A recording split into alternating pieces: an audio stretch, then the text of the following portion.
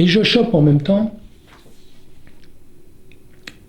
une série qui s'appelle Femme d'honneur, avec Corinne Touzé. Et là, je la chope avec un coup de peau énorme, c'est que je suis à Auxerre, dans cette propriété, et je vois les Césars de la télé 7 jours, je sais pas quoi, la télé là, qui faisait à une époque, et je vois primé Femme d'honneur, il n'y avait eu qu'un épisode. Ils appellent ça l'unitaire, le pilote, pour voir si ça marche, après ils font une série. C'est le pilote, le premier. Et le pilote de Femme d'honneur est au 7 d'or, c'est les 7 d'or. 7 d'or, c'est ça. Et donc il passe un petit extrait toujours du film. Et je vois, comme quoi c'est dingue, je vois à un moment donné un plan sur Auxerre. Il tournait à Auxerre.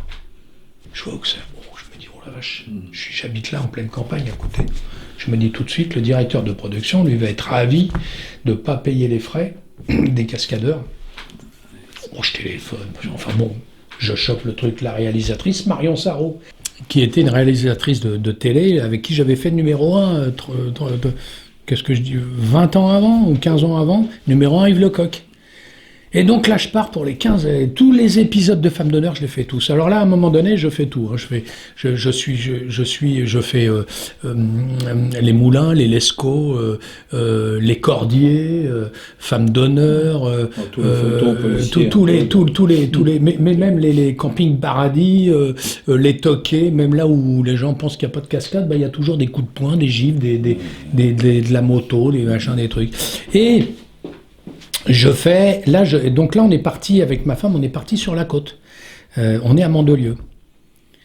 Et là, je pense que j'attrape le marché, 30 ou 40% du marché cinéma-télé qui a lieu entre Marseille et Nice.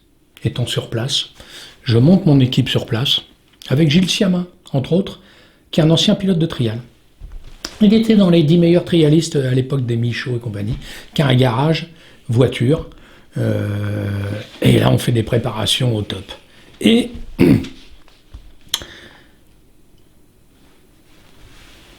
je suis convoqué, comme les 80 cascadeurs à peu près professionnels en France, au casting de John Frankenheimer pour le film avec De Niro, Ronin. Jour où il choisit les doublures. Pas que de Niro, hein, les doublures de certains comédiens. Et puis moi je me dis, je sais que la corpulence, la taille de Niro, je sais que ça correspond. Il se base là-dessus à peu près. Bon, aussi sur le faciès, mais bon, évidemment, si quelqu'un a en plus la tête qui ressemble, c'est encore mieux, mais je veux dire, bon, c'est quand même rare. Mais là, je me dis quand même, il y a un coup à jouer. Et là, je ruse. J'arrive à savoir par les costumières comment il va être habillé. Ce qui était un peu secret, d'ailleurs, à l'arrivée, il n'a pas été habillé comme ça. Mais bon, peu importe. Au moment du casting, ils avaient choisi. Donc j'ai une veste, un jean qui correspond à ce que m'avaient dit les costumières. J'avais les photos. J'achète quelque chose qui correspond proche. Et je travaille un peu la mimique. Alors, il ne s'agit pas de se pointer le jour du casting. Mais je me dis, léger. Tout petit peu, quoi. Un petit peu, oui. Donc, je le joue léger. Et il éliminait 5-10 mecs et les autres restaient. Non. Putain, je reste dans les 5. Oh, je me dis, putain, ça sent bon. Mais bon, une chance sur 5, c'est pas beaucoup. Hein. Il élimine, et on est 3. Et là, il vient vers moi. Et il me dit, c'est pour toi, Alain. Tu te rends compte de toute la pression qui va tomber sur toi. Je te fais confiance. Et me voilà doublure officielle de Niro. Bon, faut savoir que sur le plan de la technique et de la cascade, bon, je veux dire, d'autres cascadeurs étaient à partir du moment où ils convoquent les 80 professionnels, on était tous capables de le faire en termes de cascade, mais il y avait le côté physique qui correspondait bien. Et là, je me retrouve technique américaine, il me balance, c'est une VHS à l'époque, on est en 98. Il me donne une VHS, la production me donne une VHS où il y a toutes les attitudes. Quand il court, quand il marche, quand il rit, pour que je travaille. Et je suis payé 3 semaines, mais chez moi. Ouais, pour travailler un peu. Pour travailler la mimique devant une glace. Et le premier jour de tournage, à Arles, je me rappellerai toujours, le film commence à Arles, le tournage commence à Arles. Allez me chercher Alain, habillé et maquillé. Donc 2 heures de maquillage, là, plein de trucs, machin, la perruque, pour voilà, le grain de beauté. Et puis pour ces acteurs-là, les perruques, c'est des perruques, je sais pas combien, 3-4 000 euros, c'est des vrais cheveux. Vraiment. Et là, j'arrive, je me rappellerai toujours, on était dans les arènes d'Arles, il était à une trentaine de mètres de moi, entre deux gradins. Et là, je me dis, allez, faut que tu marches comme lui, faut que tu fasses un peu comme lui. Et j'arrive en marchant comme lui, avec un truc un peu... Oui, l'œil un peu, la tronche, légèrement fermé. Il a la langue un peu comme ça. Ouais. Et là, je suis arrivé, il m'a pris dans ses bras, il m'a dit, c'est parfait, on va pouvoir faire beaucoup de choses. Et donc là, outre mes cachets cascades, il y a le directeur de production, Claude Albouz, que je remercie encore. Il nous avait dit, attendez, ça passe, une production américaine qui vient en France. Je leur ai dit quelle était la convention collective et je leur ai dit qu'il fallait l'appliquer. Ce qui n'est pas évident avec les films français. C'est-à-dire que quand on tournait le dimanche, on était payé double. Quand on tournait 2 dimanches de suite, on était payé quadruple. Quand on était payé... Vous voyez, il a dit non, vous inquiétez pas les gars, on applique les règles et ils ont été d'accord. Donc c'était aussi bien financièrement, évidemment, parce que là, j'ai fait...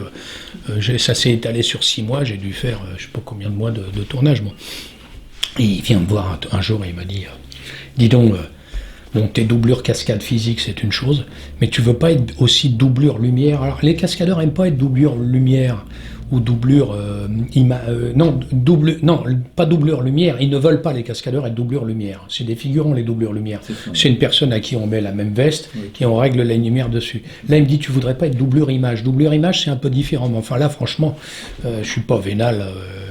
au niveau de l'argent, mais là je me suis dit quand même doublure image. Doublure image, c'est quoi? C'est que quand il court, il n'y a pas de cascade, mais quand il court, c'est vous. Quand il marche de dos, c'est vous. Vous voyez ce que je veux dire? Oui, pour l'épargner. Voilà, oui, parce que voilà, pour l'épargner, pour le laisser peinard, puis des fois il rentrait aux États-Unis, il repartait. Pas simple à gérer un acteur de cette envergure. Et il me dit, je te double ton cachet. À chaque fois que tu es doublure image, en plus, je te double ton cachet. Même si le matin, tu as été doublure cascade, l'après-midi, et que tu es doublure image, pour moi, c'est pas la même journée, c'est le truc. Et je double cachet alors que la doublure image, normalement, c'est moins cher. Écoute-moi. Alors, puisque ça intéresse les gens, je vais le dire, parce que tout ça intéresse, les chefs cascadeurs touchent, aujourd'hui, on doit être à 900 € à peu près en salaire brut, c'est des salaires, et les cascadeurs touchent 650 € en salaire brut. D'accord? Là, j'étais cascadeur. Hein. Le régleur, c'était Joe Dunn, un Américain assisté d'un Français, de 2 Français. Moi, j'étais doubleur, cascadeur. Et quand il y a une bagarre, par exemple, dans cette bagarre, donc vous touchez 650 €, si dans cette bagarre, il y en a un qui tombe, qui fait une chute d'escalier, qui traverse une vitre, il a ce qu'on appelle le stunt adjustment. C'est-à-dire un ajustement pour la cascade. Et là, c'est le régleur qui décide. Le régleur dit au directeur de production, là, c'est 1 000 €, c'est 2 000 €, 500 €. Ça va jamais au-dessus de 5 000 €. Hein. Enfin, il y a des tarifs bien précis. Ah oui, c'est des feuilles de paye. Les cascadeurs ont des sociétés à part pour louer le matériel. Moi, j'avais une petite société qui... Parce qu'au cinéma, vous louez tout. Les matelas, votre sac de protection, c'est de coudière, de genouillère, de plaques de dos, de protège zizi, voilà. C'est 70 € par jour, enfin à l'époque. Tiens, la remorque moto, tout se loue au cinéma. La moto que vous amenez, c'est tant. La préparation, c'est tant. Et les journées de voyage ou les journées de préparation, c'est 50% du cachet. Tiens, vous avez une réunion avec la mise en scène toute la journée, c'est 50%. Vous voyez, c'est quand même... bon, alors évidemment, ça se tend, hein, comme tout, de nos jours. Mais voilà, on est dans ce truc-là. Et là, je me retrouve donc doublure lumière. Et alors, anecdote sympa, j'ai 2 anecdotes extraordinaires. Il avait peur du sida, dit-il. Ou son entourage, parce que là, vous avez attaché de presse, manager, armurier personnel, enfin bon, toute l'artillerie. Et un jour, dans la voiture, quand on regarde le film, on le voit la nuit, il doit embrasser la comédienne principale, une Hollandaise, Natacha. Franchement, je me rappelle pas. Vous allez sur Google, vous allez voir. Il veut pas l'embrasser. Il a peur du sida. Bon, est-ce que c'est une excuse? Peu importe. Alain, une voiture vient de chercher. Je suis à l'hôtel, moi là, à Nice. Une voiture vient de chercher d'urgence. tu montes à la Turbie, où il tournait, au-dessus de Nice. Je dis, bon, pourquoi faire? Je prends mon sac de Protec, cascade, ou... Il me dit, non, tu dois rouler une pelle à la Comédienne. Ah bon? Merde. Bon, ok. Je monte là-haut, je me retrouve dans une voiture. À l'arrière de la voiture, on voit dans le film, hein, la caméra, elle tourne de l'extérieur par brise, un plan arrière. D'accord. Et je dois embrasser la comédienne. Bon, évidemment, je l'embrasse pas vraiment, parce qu'elle aussi, puis voilà. Et je me rappellerai toujours de l'assistant. L'assistant qui avait peur de se faire engueuler venait toutes les 2 secondes me donner un chewing-gum hyper fort en me disant « Attends, Alain, on est clair entre nous, tu pues de la gueule ou quoi, normalement ?» J'ai dit « Non, je crois pas, je sais pas, on peut appeler ma femme, mais bon. » Il me donnait des chewing-gums très forts, toutes les 2 secondes. Donc voilà. Et une autre anecdote, alors celle-là, elle vaut son pesant d'or. Je sais pas si vous vous rappelez, pendant la période du tournage en France, pendant la période du tournage à Paris, sur ce film. Sur les quais, surtout. Oui, il y a eu sur les quais, puis il y a eu à la patinoire il y a eu la patinoire à Porte de la Villette, au Zénith, ils avaient remis en patinoire. Ouais.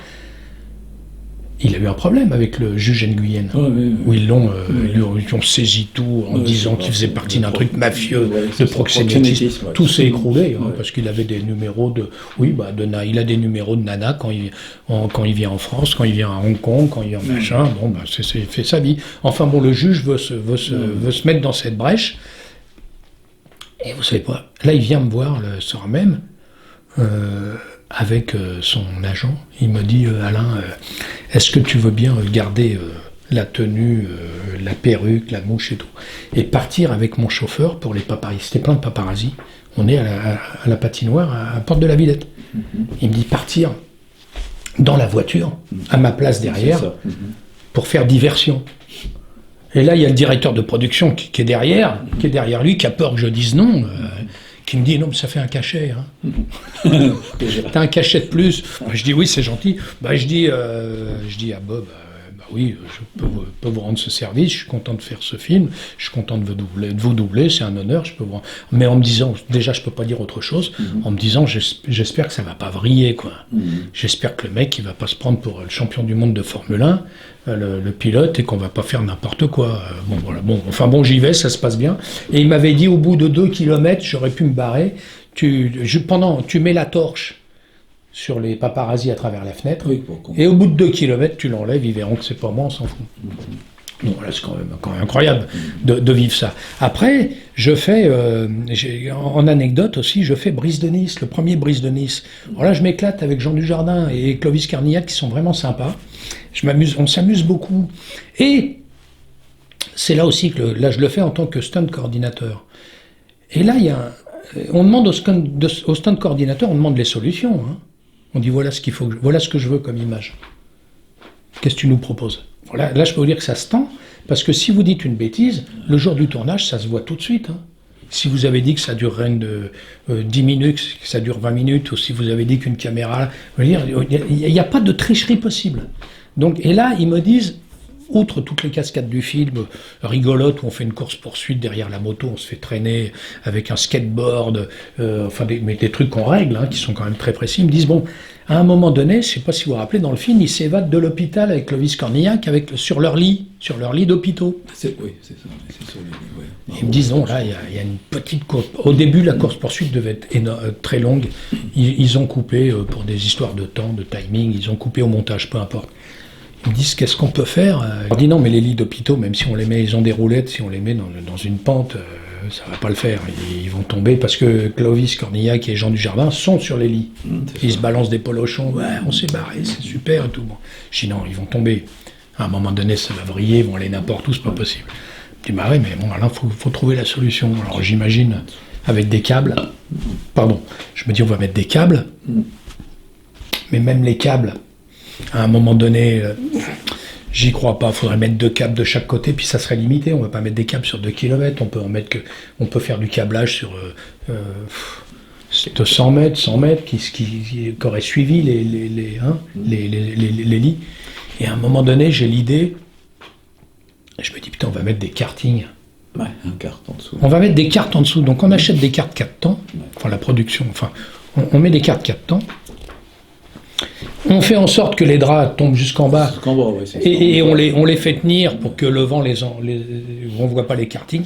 Je mets une petite fenêtre devant là, le lit. Pour voir. Et là on s'est marré. Et l'échappement, ça se voyait pas trop. Hein pour la non, fumée, parce qu'il filmait, non, ça allait. Donc là, on s'est marré dans les rues de Nice. On s'était entraîné avant. Alors, ça se tapait, ça c'était vraiment ça.